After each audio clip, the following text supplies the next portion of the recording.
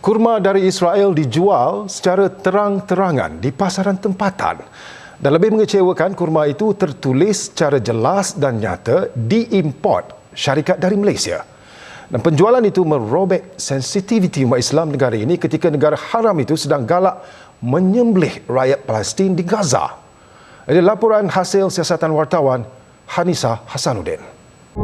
Menjelang Ramadan, seperti kelaziman, orang ramai akan mula mencari buah kurma sebagai pelengkap bulan suci, termasuk saya. Kekangan masa dan kebolehgantungan kepada servis penghantaran membuatkan saya memilih untuk membeli kurma secara atas talian. Namun carian di platform e-dagang amat mengejutkan apabila saya terjumpa kurma dari Israel dijual di Malaysia secara terang-terangan. Lebih memeranjatkan, kurma itu diimport syarikat sendirian berhad di Malaysia. Bagi mengesahkan kehadiran produk dari negara haram itu, saya menyamar sebagai pelanggan dan masuk ke premis berkenaan di Petaling Jaya untuk melihat dengan mata kepala saya sendiri. Memang benar produk itu dipamer tanpa berselindung di dalam peti sejuk premis berkenaan. Di atas tangan saya secara jelas tertulis, bungkusan itu mempromosikan produk of Israel. Lebih membimbangkan, turut tercetak kurma negara haram itu diimport dan diedarkan syarikat dari Malaysia, Matahari Sendirian Berhad. Bagi mengelak dari disedari pemilik, saya segera meninggalkan premis berkenaan. Dan bagi mendapatkan jawapan mereka, saya menghubungi syarikat beralamat di Klang, Selangor itu yang turut mempunyai gudang di sana. Ini alasan yang diberi. Actually, it's not directly from country to itself lah. Actually, it's from our kita punya supplier, but they want also I kena check dengan related department because this one I'm not sure. Matahari Sendirian Berhad. But it's not directly. Sebab memang barat ni tak boleh, there is no import export directly to Israel lah. Saya masih menunggu maklumat lanjut berhubung pembekal yang disebut. Namun syarikat Matahari Sendirian Berhad masih belum memberi sebarang jawapan.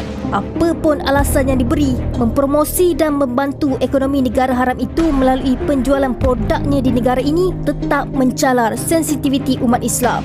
Ia juga menimbulkan tanda tanya bagaimana produk itu dapat menembusi pasaran negara, sedangkan perdagangan ekspor dan import dengan Israel telah dihentikan sejak 50 tahun lalu apabila Perdana Menteri ketika itu Tun Abdul Razak mengarahkan pengharamannya pada 5 Mac 1974. Malah pada 20 Disember 2023, Perdana Menteri Datuk Seri Anwar Ibrahim tegas dalam menentang kekejaman Israel dengan mengharamkan kapal negara haram itu berlabuh di Malaysia.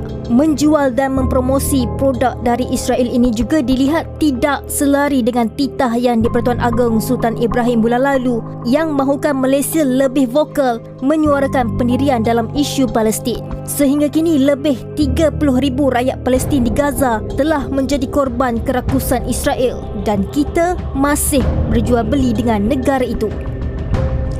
Kurma negara haram Israel yang bocor masuk ke sepadan negara jelas mempermainkan sensitiviti umat Islam. Usaha jihad ekonomi dalam memboikot segala macam jenis perdagangan dengan negara Zionis kini diperlekehkan dengan kewujudan produk ini. Komitmen kepimpinan negara jelas, tetapi bagaimana kurma Israel ini boleh diimport masuk ke dalam negara? Adakah wujud ketirisan berkaitan agensi-agensi di bawah? Jabatan Pertanian DOA, Kastam? Mereka perlu jawab. Hanisa Hasanuddin, Berita Al Hijrah.